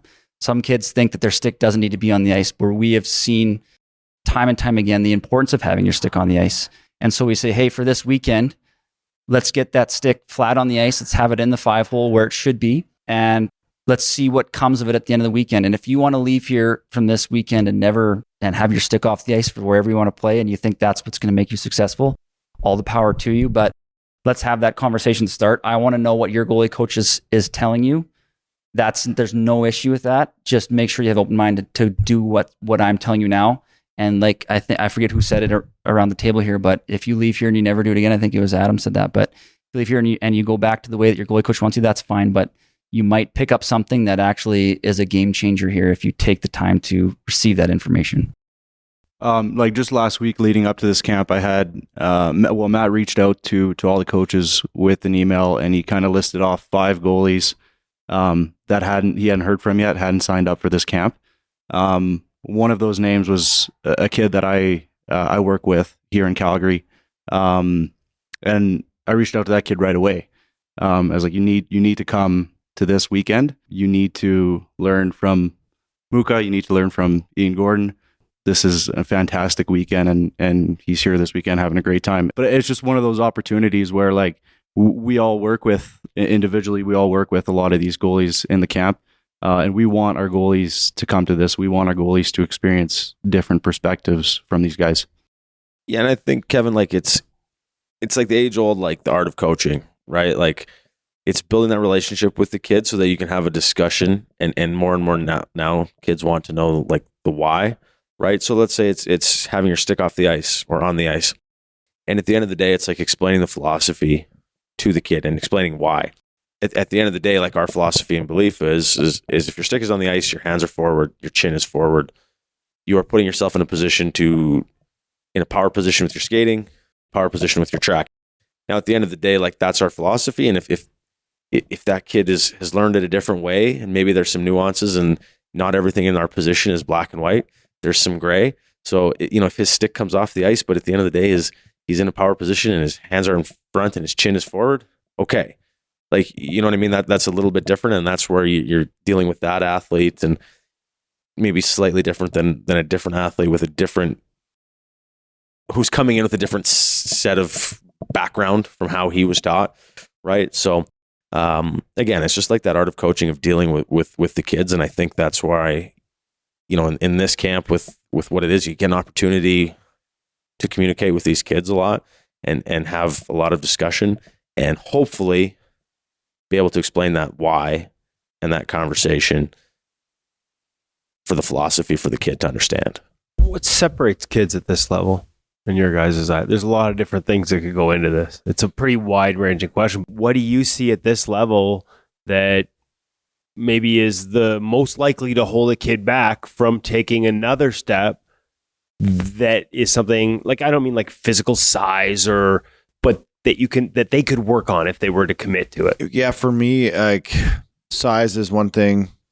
But first thing I look at a goalie, can they move? Can they skate well? And for this group, like where the downdraft is a few weeks away, and it's different at the grassroots levels. You're really hammering the skating foundation into them. But for these 15-year-olds, if their skating ability isn't very good, it's I don't want to say it's too late, but it's the window is closing on them to play elite hockey and to play junior hockey. It's hard to get a 15, 16, 17-year-old kid to improve their skating. You almost have to take a different approach and play deeper or play a different way with them. So for me personally, I look at their skating ability for first and foremost. Can they skate? And that'll open up different avenues for me. Then it's like, how's their positional play? How do they track pucks? And then, down the road, like athleticism, can they make saves? Like if you can skate good, but you can't make a save, there's an issue there too. So there's a lot that goes into it. For me, I like goalies that can move. Big, small. I need you to get from A to B and the league guys to C. So that's what I personally just look at their skating ability. I think the best goalies at this camp, the best goalies at last year's camp, the 08, go back to the 02s, the ones that have had success that are playing pro, the ones that have had success in any junior league could all move fairly well at this age, and they continue to improve that skill. So that's, for me, the biggest thing. Okay, so I want to sort of just pull back on that a little bit, because you said skate well, and maybe throw this around the table for all of you, because I think a lot of what we've seen in this camp in terms of the focus on how to improve skating through tracking, through efficiency, through some of the mechanics of it, stick on ice, hands forward, all those things. Like, what is skates well to you guys? Because I think from the outside, non-goalie coaches look at it, and I'm not going to name names, but there was a comment on Twitter earlier tonight about one of the goalies we're watching in the NHL, and they were talking about how fast they were. And I just nudged somebody and said, don't confuse busy with fast. Yeah, I'll jump in just a quick version of it. Like to me, skating well, we're like you're starting to track passes, which sets your angle so you can push well, push hard. And then you're not dragging your back foot, which is slowing you down. So you are efficient. So you're right. Like it's very generic when I say you need to be able to move well and skate well. But don't make it harder on yourself. Don't create delays. Don't have your body creating ways to slow yourself down, essentially. That for me, it's just, it starts with the eyes. You got to watch the passes. You got to move properly. Your footwork is clean. You're pushing hard, setting hard. That'd be a quick version for me. Okay. And I was going to say, let's go around with this one because the point is not to put you on the spot with this question. It's just more, I've been impressed with the way you guys focus on movement here. And I want to make sure that the audience that doesn't have a chance to see that hears it in your voices, the way you guys stress how guys skate and how that efficiency and speed can improve and access to edges and all those things. For me, at this level, so when we do a lot of the movements outside of warming up the body, when we go through a C-cut progression, we do a lot of stuff that would function in the crease. I mean, so that is the space that you're going to move in the games. When they're young at the grassroots level, you see a lot of that stuff, blue line to blue line, shuffle as many times as you can, and you're doing slides and ups. When you get to this level, you want some functionality to the skating so it's clean. What we've stressed to this point through 3 ice times, everywhere you get to, we want you to get there on your feet. Like that has been all the passes for the most part in the drills. The shots have been released would be above the face-off dots, putting you in a kind of a no slide zone anyways. So we want point A to point B, efficient, C passes, be recognizing plays. So, and as you progress, that's where that goalie IQ comes in, that you can see plays happen so you can get there with good time and you're set when you get there. You don't go there, then get set. So when we work more into down stuff, how is it efficient when we're in tight? Will be the next progression. As Curtis put guys through patterns on Friday night, you will see some of this now come into drills where we're going to have to access edges on our knees. We're going to have to get into posts on our knees and move around goal line to goal line. And some of that is built at a younger age, but now how can you execute that in the net and it not be a mess? How do you not end up on your stomach? How do you not be diving? Like these are where all those little goalie power skating sessions, how can you implement that into gameplay? And so when you are skating, are you on time? Can you move around efficiently so that you're not just, for us, today was a one shot, that you're just not a clear-sighted shot goalie. Once it hits you, what does it look like from there? And that can define your skating. Is how are his recovery skills? How is he when the puck gets below the goal line? How is he in all these situations? Is how you can really define your skating, I believe. I heard, I can't think it was Curtis, talked about setting early angle. Ian just talked about arriving square, not arriving and then squaring.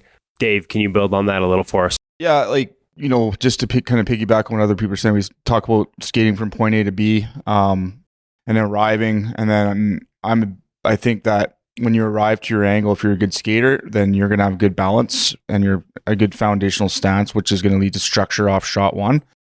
That will lead to recovery to shot two.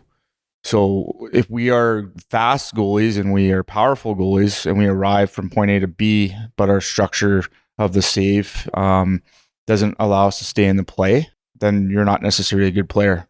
It'd be like having I like to refer to like goalies with like as like a sports car, like a Porsche. A Porsche is very powerful, but has very good braking and handling. So we can get to where we want to go, but we can stay on track and be in control and have structure, and we can stop and start again under control. That's how kind of I would relate that. So with the young kids out here, you're seeing they're at different areas of their growth. So some are very strong, some are not as strong. But a good skater to me would be someone that can enter a shot, triangle from point A to B, taking away space, but being set, having a good process of their track, but also good structure off their shot so that they can stay in the play. Just going back to like when we talked about more the technical piece of like setting angle, like there's a process that has to happen. Like when you watch a pass go, you are setting angle. Your tracking of a pass is setting your angle, and that's keeping your feet underneath you. So once you've turned or rotated or whatever terminology you want to use, then you have a decision to make. You're then T-pushing, which, as Ian talked about, dots up has been the main focal point all weekend so far. That'll change tomorrow morning. But you have a decision to make. Once you've set your angle, you're T-pushing or you're sliding. That's essentially what you're doing. And in either one, if you do it properly and quickly, you'll end up beating the pass, like Ian talked about as well. So that's, to me, the technical process, Kevin, is your tracking of the pass sets your angle. Then you're pushing. It doesn't matter to me what kind of push you're doing. That's setting your angle to where you got to get to. And then as Ratty talked about, you're going to occupy your space by the time you get there. I think if you really want to break it down to someone that maybe doesn't know goaltending as well, that's trying to understand what makes a good skater. And you've heard the words, all of us have said it here, and some have gotten some technical terms. I'm trying to think of someone that doesn't know goaltending all that well. Maybe they're on Twitter, or they're watching, the NHL playoffs tonight. They're thinking, well, what does all that mean? How do I, if as a armchair critic, how do I understand what makes a goalie a good skater? And I think for me, it's checking 3 boxes. And we've talked about all 3 boxes tonight. It's efficiency, which I think everyone here has used that word. It's quickness, and it's technically sound. Now, the technically sound part is where we would come in and we'd be able to offer that expertise in those layers because of knowing the position, understanding it. Whereas your average everyday person that doesn't know a whole lot about goaltending other than what they read on the Twitter or see on YouTube or whatever the case may be, that's going to be what they'll gain from it. But if you think of a goaltender that can have that anytime he moves from point A to point B efficiently in a good technical manner, which is eyes first, on your feet, all that sort of stuff, and then does it quickly, that to me makes a good, well-rounded skater. I think you check those 3 boxes. If you check just one of those boxes, so if he's just really quick, but he did it poorly, he's not set, all sorts of things, he didn't do it technically, I wouldn't consider him a good skater. If he's really technical sound, but he's late on all the shots because he's not quick enough, then he's not. It has to check all 3 boxes. And I think if you're watching the NHL, a really good young goalie that checks all 3 of those boxes, Dustin Wolf, it's pretty easy when you watch. Everyone can look and see, wow, that guy's a good skater. But yeah, he checks all 3 of those. He's technically sound, he's extremely quick, and he's extremely efficient. So those 3, I think, are really an easy way to break it down for someone who's maybe not as diverse in goalie speak, because I think you can see those things, and it's hard to quantify them to someone that's not trained in the position. But those are kind of the 3 main basis points that I'd say make a good skating goalie. Just to get to his point about Dustin Wolf here, I think it's fantastic that the Flames have a goalie like Dustin Wolf that a lot of my young athletes look up to. I have a picture saved on my phone of just Dustin Wolf's stance. A lot of my private one-on-ones, I'll use an iPad. And it's a very common mistake that I see is goalies being way too wide in their stance. I'll pause it, I'll zoom in, and I'll put my phone side by side, show the picture of Dustin Wolf. Say, hey, you want to be like this guy? Look at the stance, right? Look at how wide your feet are. Look at how narrow his feet are. And we talk about skating, but for me, it's even before that. We have to put ourselves in a position to have a powerful push. Way too many goalies have their feet really wide. And at the end of the day, you can simplify a lot just by having your feet a little bit more narrow. You're stuck when your feet are wide, and you look smaller, right? Those are the two main things that happen when goalies get really wide. So having narrow feet simplifies everything, and like these guys said, efficiency, getting across the crease. Okay, you'll have to stop me if I get long-winded here. Okay, Kev. This is as much like a developmental, and you asked the question about skating, and hopefully I can somehow tie this back into skating. But like when we're talking developmentally, I feel like U15 AAA kind of becomes the first year for these kids where the goalies are big enough and athletic enough that they catch up to the shooters in the sense of okay, now they cover enough net. The net at U11, U13, the net's too big for them, right? They're not covering enough net. A good shooter has way more access to the net. So at U15 AAA is kind of the first time where I feel like the goalies catch the shooters a little bit, right? So my belief at this age group and going forward, if you're at the right level, a clear shot, you should save. You should save it the overwhelming majority of the time, and analytics would tell you that that's the facts. So for the goalies and what we're trying to instill with them. And again, you asked about skating, and I'm tying positional into this, but like my philosophy, my belief, if you can find a way as a goalie to make as many shots as you possibly can, a clear shot, you're going to have success, right? So whether it's a pass through the Royal Road or a cross ice pass or whatever you call it, like your job as a goalie is to get there as effectively and efficiently as possible and turn that cross ice pass into a clear shot, right? Not a shot that you failed to get set for, that you are down too early, that you've slid on, etc. So again, your job as a goalie is to turn that shot into a clear shot. And the really good goalies and the goalies that are going to have success at the next level are the ones that can do that. So our job as coaches is to give them a roadmap to be able to turn as many shots as possible into clear shots.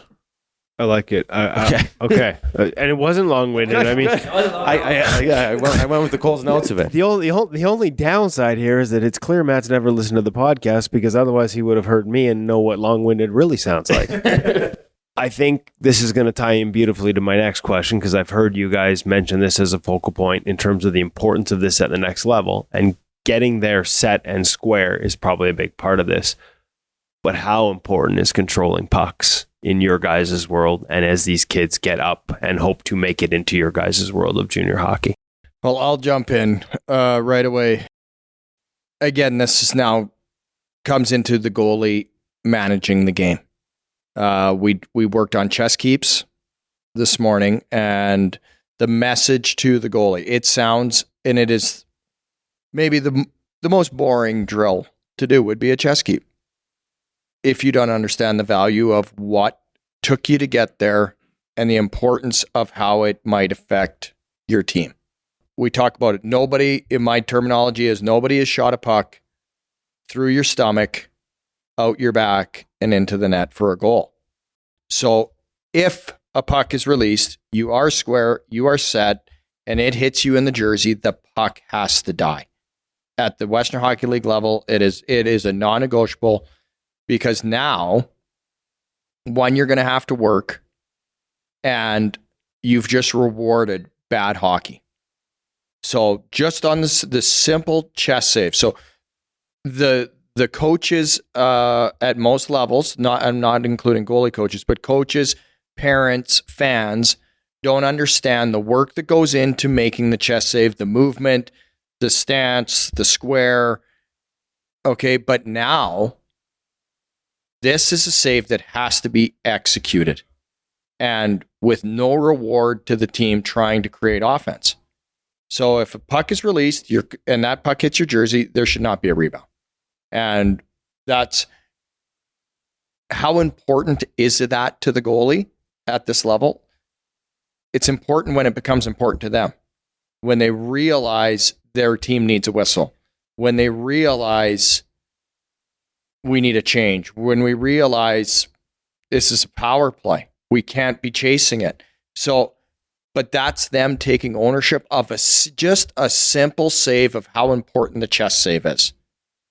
And when it comes into, a lot of them don't have the mind developed of maturity of understanding the game of what creates offense. So we talk about pass off pad. We talk about screens. They haven't even seen traffic yet. I mean, when they get to our league, it's non-negotiable to screen the goalie. And you'll talk to any goalie who's played in the Western Hockey League and say the screens aren't even near what you're going to see in pro hockey. So these things, the controllable, clear-sighted shot to the chest, don't reward bad hockey. So, but once it becomes important to the goalie, then that's something they can take even from our message this morning is puck hits a jersey, there's not a rebound. Just to echo, Ian is bang on. Like I track whistles when I watch our Oil Kings games for our goalie, like whistles achieved and whistles that should have been, that were bad rebounds, whether that's from their glove or their body. And it's sometimes correlated to goals against or extended D zone that ends up in a penalty that leads to a goal against, right? So whistles are, to me, it's the one main area a goalie can directly control the game. And just think about it. Ian listed some examples. You can kill 30 seconds on your penalty kill with a whistle, win the draw 200 feet. By the time they get the puck back in your zone, there's 20 to 30 seconds off the clock. Like there's numerous examples we could run through. It's my favorite save. I love a chest cradle. It's boring, but it's my favorite save. I like the dive across windmills are sweet to look at, but I like a chest cradle. I like my goalie to be there set early, and I like them to finish the play. Because my most hated save is the opposite of it's a cradle that doesn't happen and it gets out, and now we're running around. And the cradles and whistles just in general are magnified on every team. If you're on a bad team, they're really important. If you're on a good team at big moments in your season and playoffs, they're really important. Like to me, it's my favorite save, but it's a really important and it's not always easy. There's a lot of work that goes into it. But the fan in the crowd, mom or the dad, the layman fan, it's shot right at you, and they think it's easy. And some are. Don't get me wrong, but some are not. Some are like you just beat a pass on your feet through traffic and bodies. You're set. You closed. Your timing was good, and you get the whistle. Like some of those are very difficult too. Pucks out of gloves too. Sorry, I didn't mean to cut you off, Adam. You got something there too, but also like we saw a number today where pucks in and out of gloves. Now, personally, I'm used to that. I mean, I'm pretty much the Dan Blackburn of my beer league. It's like having two blockers on, but at that level, it seemed, I know you guys stressed it in a number of the drills. If that's in the glove, it's got to stay in the glove. Yeah, I mean, absolutely. We want that glove forward. We want that goalie to be able to look at that puck the whole way. And, when it comes to the chest save being, our favorite save, I think something that's very relatable is looking at these high-performing NHL goalies. They'll make a save and everyone's going to think, oh, that looks so easy. Well, why did that look so easy? Because they're square and they've simplified the game. And I think that's really important for kids. Like an example that I use, when the puck's in tight and the goalie's in the overlap, you're covering the whole net, right? The puck's in tight. You don't need to move. I see a lot of goalies going and reaching out in front for that puck. And it's like, man, like from that angle, if you could see from behind the puck, there's no net there, right? So simplifying it and explaining like you do not need to move when that puck is this close. And I think, like I said, just relating back to like simplicity is that's the main reason I see a lot of NHL goalies make a save, and it's like, holy crap, like that looks so easy. And as goalies and goalie coaches, we know that it's not that easy. They just simplify everything. I can take this a bit of a different direction because it's something it's been bothering me a lot lately from goalies that I work with. And especially a lot of young goalies that I see, and it comes back to that whole thought of control and rebound control specifically, and it's shots that are low. And what I see so often from so many goalies is we've become so reliant on our pads that when we go down the butterfly, they will be there, that we forget we have a stick in our hands for one thing. And then we think as soon as they see that puck off the stick and they see it's coming low, they've decided in their mind that they no longer need to track that puck because their pads will do the work for them because they know it's got the bottom of the ice covered. So what I see so often is from a lot of young goalies and being able to control pucks is as soon as that puck is shot, the bottom 6 inches or less than 6 inches off the ice, they're dropping down and they're not tracking it in. They're not bringing their head to the puck and they're not bringing their stick to the puck. And that to me is a goalie that can't track a puck low. And if you can't track a puck low, we talk a lot about the hands and we see pucks and they kick out of the glove. I get that. But the amount of times where we have ones that hit our pads, where if we would have tracked it all the way in and got a stick on it and put it off the glass, or even better yet, in the mesh, there's another play that's a dead play that we could have had. But kids have become so reliant on their pads and just they're there. So my stick can kind of just hang out wherever I want it to be. And I don't have to track it all the way in. And then all of a sudden it hits that pad on a knee roll or catches the toe or whatever and kicks back out to the slot. Not only have they not tracked it in to control where it's going, but now they're in a position where as soon as it comes out for the first 6-10 feet off their pads, they have to try and reassess where they're at and find that puck out in that area. If they would have tracked it in, even if they didn't get a piece of it with their stick, they would have had and then maybe they didn't get the best control they had, but they're in a position where they can move to where that rebound's going. And so it's been a pet peeve of mine for a lot of younger goalies. They think that they can just use their pads. They get a wide butterfly. They're going to work on their hips and they're going to get really wide. But as soon as you start kicking pucks into the slot, yeah, you're going to make that first save. But if you want to get to the next level, first off, there shouldn't be a second shot, a second opportunity. And if there is, we have to be in a position to be able to move to it. So that control piece, chest saves we talk about, hands are really important, but controlling pucks low, I think that's a skill that a lot of kids need to spend a lot more time on and not just become so reliant on their pads. And just a quick point on that, like I had a drill today on the ice. It was a high to low play. So player at the top of the circle and the other right around the goal line. And we would go low, back up high for a shot. Once in a while, as the low guy, I would just throw that puck right through the crease and just see if they're willing to use their stick from that angle. And a lot of times it went right through the crease. So I'd call the goalies in and say, hey, can we agree that there should not be a puck going right through your crease? This is a very, this situation applies to power plays, right? High to low. There might be a guy backdoor. So let's use the stick from that angle. This is already way longer than I said it would be. You guys had to suffer through me instead of an entire third period of a Stanley Cup game tonight, and I appreciate that. If I could close it up with one question, what's the biggest improvement you've seen in your goalies in the 8 years of running this program? Like, you guys seeing the difference that this is making as these kids keep moving up? Or overall? Yeah, it could be in general overall. Maybe everybody has a different takeaway. Where do you see the improvement the most? Because I think you guys deserve a lot of credit for the work you put into a camp like this. We're just seeing it at the sort of oldest level that you operate, but I know it starts, these kids have been here before. Where do you see it having the biggest impact, I guess, is a more open way of asking that question. Well, I think from what I've seen is maybe as much as anything, it's like the goalies that have kind of been through these programs, I think are not overwhelmed as they go. You know what I mean? Like we probably in some ways overwhelm them with information both on and off the ice this weekend, right? Like whether it's the vision training, whether it's the mental skills, whether it's whatever, but it's all valuable and it's all stuff they're going to have to come across on their journey. But like I said, like they're getting it here this weekend, and it's probably for 99% of them more than they've ever got at any point in their careers. So now hopefully when it becomes a meaningful moment later on in their career, whether it's training camp in the Western Hockey League at some point, whether it's Alberta Cup in a week, whether it's whatever it may be, where it's an overwhelming moment, that hopefully in those moments these goalies aren't overwhelmed. And I think from my experience, I've seen several goalies come through these programs and move on, and that's probably been a lot of the feedback that I have gotten. You know, like I said, that they're not overwhelmed, that they're comfortable in those moments, that they are leaning back on the development that they've got in these programs that now sets them up for success in the future. So a lot of things that you're introducing now, instead of being new to them in a new environment at a bigger level, they've got a taste of it. Yeah, like I said, that's the hope. And I think that's, like I said, that's what we're trying to achieve. Yeah, the opportunity to be on the ice with the coaches that we have.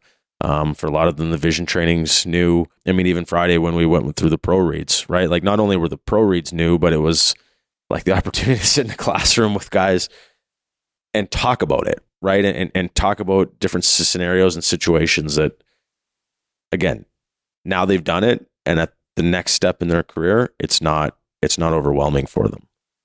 I would say the one thing, even on our end, is you could kind of look at this as professional development for us.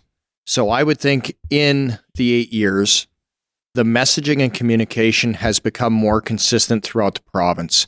If I work with a goalie that Curtis has worked with, or Dave has worked with, or Kramer, Adam, I know the messaging is going to be fairly similar.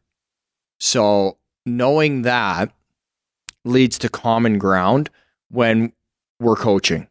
And I think we've been exposed to each other as coaches, been in the same setting, different athletes. So now they know it's consistent across the board. So when they walk out of here, they have a pretty consistent message wherever they're going back to, that if they leave here and say, well, I did a drill with Curtis Muka or Dave or Kramer, and he said, I got to do it like this. For the most part now, I think it started with regional leads in the province when Matt started with Hockey Alberta, with the goalie program in the province. And some of that intention, I believe, was to have some consistent messaging in the province and to make us a leader in Canada as far as goalie development is concerned. And through these programs, I believe we are doing stuff that other provinces should model after. And part of that is in the messaging. That it was mentioned here that we have to park our egos. I have a huge one. And but when I come here, I got to be in line. But for me, I need to walk out of here feeling I've done better for myself as a coach as well. And I can take something better to my athletes, whether that's in Red Deer or in the camps I run. Well, and like another cool part of this too, just similar to topic, is like goalies that have come through this program are now giving back. Beckett Lankow, Josh Benini, who else? Like there's Carl, like there's goalies that were in this camp who are now coming back and helping the next wave of goalies, which is really cool to see for me. It's coming full circle, and they obviously see the value. They saw the value as a goalie, and now they're on the other side helping out the next generation, essentially. So to me, it's pretty cool to see these kids do it. I think the biggest thing after 8 years that an Alberta goalie is taking over the camp is foundational skills. And I think some of the coaches already alluded to it. So, one of the things is, if you're going to ask me something, is that stick on ice in a scoring area. So stick length over the ring out line and inside dot line, you're going to increase your save percentage. And I think every coach in here, and it's a big topic of discussion with the kids today, and you guys overheard that, is that's got to be in place because that's what they're going to hear. And then obviously stance foundation about, feet and narrowing your feet so you have mobility. So the kids are going to walk out of here and not have to go through all of that. We're probably saving them 5 ice sessions of that when they get into that circumstance when they really need to do it and be put in those situations. Yeah, I think just over the 8 years, I look back at the first year we did this in the first summer where I came in with Hockey Alberta. And for me personally, I can think to myself going, man, I've become a much better coach. I think back to that time, I thought I was a pretty good coach, but being around these other guys and seeing the things and learning, and even back then and seeing what Hockey Alberta offered, yeah, it was good to hit the ground running, and we had a camp for age of this level, and now there's camps almost every weekend that Hockey Alberta has for grassroots all the way up, and so there's an ability for these kids to train with these coaches year in, year out, and you get some of the best coaching, not only in this province, but I think across the nation, that you have access to at no matter what age and what level. And not only that, you get to see these same kids, and maybe you're from Grand Prairie and another kid's from Lethbridge, and they're coming here and they come for 3 summers in a row, and they start to create those bonds and those relationships too, which I think is really neat to see and understand that part. And now to see that kind of through 8 years, and you can start to see kids that start at U11 and work their way up, and you can form relationships. And I think at the end of the day, yeah, we want all these kids to play pro. We want all of them to reach their highest potential, but it's about personal development. It's about relationships. It's about friendships. It's about having fun and being the best that you can be at whatever you're trying to be. And I think that Hockey Alberta has done a really good job at reaching those goals, and hopefully it'll just continue to grow as the summers progress. I guess I'll probably, kind of wrap this up here with everybody, but perfect timing. We just hit an hour. Oh, did we? Oh, geez, time flies. But yeah, like I look back on this and I think that my role as a goalie coach, whether it was, with the Moose Jaw Warriors or whatever, like the one thing I know as a goalie coach in a team environment is you're on your own a lot, right? Like a lot of the other coaches don't quite have the understanding that we do of the position, the intricacies of the position, the on the ice, the off the ice, the between the ears, the between the posts, all that sort of stuff. And I think like the one thing that I would recommend to, I hope other branches and I hope other programs like this continue to grow, across our country and throughout the world. But again, I see it from my perspective. I'm just happy, after 8 years of doing this, that we can come here to Calgary or Edmonton or wherever it is on a weekend, and I can get a great group of coaches together that are like-minded, that want to be part of making themselves better and making the goalies better. And I think that, that's easier to build than people think, right? You just have to get it going. You have to get it started, and you have to find good people to do it. there's a lot of great people in this province, and a good chunk of them are sitting in this room right now. And hopefully other people can see this. And again, Kevin, I'll thank you for giving us this platform and this opportunity to showcase it. And hopefully just somewhere else, somebody else sees, what we're doing and the professional development and the bringing everybody together in the goalie world and can hopefully grow that again somewhere else. Well said, guys. I really enjoyed this, and thank you very much for letting us be a part of it this weekend. Now let's just do a couple of clarifications, a little housekeeping there.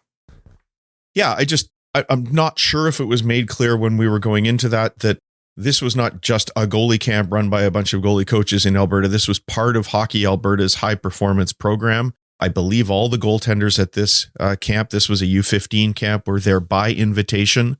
They run a number of camps. I think it's about 7 of them at different age levels that is part of the provincial high performance goalie development model. So we really like what Alberta is doing. You already know that we've been involved a little bit with USA Hockey and are impressed with their development model. So it was just a great opportunity to see what this provincial association is doing for their goaltenders. And as Woody said, they've brought InGoal in to be a part of that development process for all of their goaltenders and their coaches as well, because they also have a coach mentorship program that we're going to be a part of. So thank you to them for inviting us. Right at the beginning, when the coaches were introducing themselves, Matt Weninger, who is the director of goaltending for Hockey Alberta, mentioned that he is also the goaltending coach for the Moose Jaw Warriors, a team that you might know my son plays for. They had a great relationship this season. Matt, unfortunately, has had to move on to a different position. It is a nice step for Matt, closer to home with a great organization, but don't think I'm at liberty to mention where he is going yet. But there will be a new goaltending coach in place in Moose Jaw, and I also know who that is, and I can't mention that either. But good things happening there. I just wanted to clarify that for folks. Boy, you're keeping things pretty tight to the vest. No shares. He's a WHL insider. Yeah. No, I just don't know what I'm allowed today. I just don't know what I'm allowed to tell, and I don't want to put my kid in a bad position. How's that? That's okay. No, just tell me though. Just tell me. Just whisper. Yeah, I'll write it on a piece. I'll write it on a piece of paper and show you here. Okay. Nice. Oh, really? That's awesome. Actually, he didn't write anything. He doesn't trust us. What do you get that sense? Hutch doesn't trust us.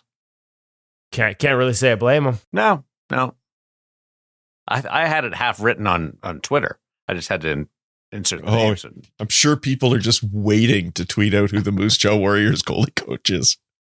Darren's got it. Darren's got a WHL Insider burner account. Yeah.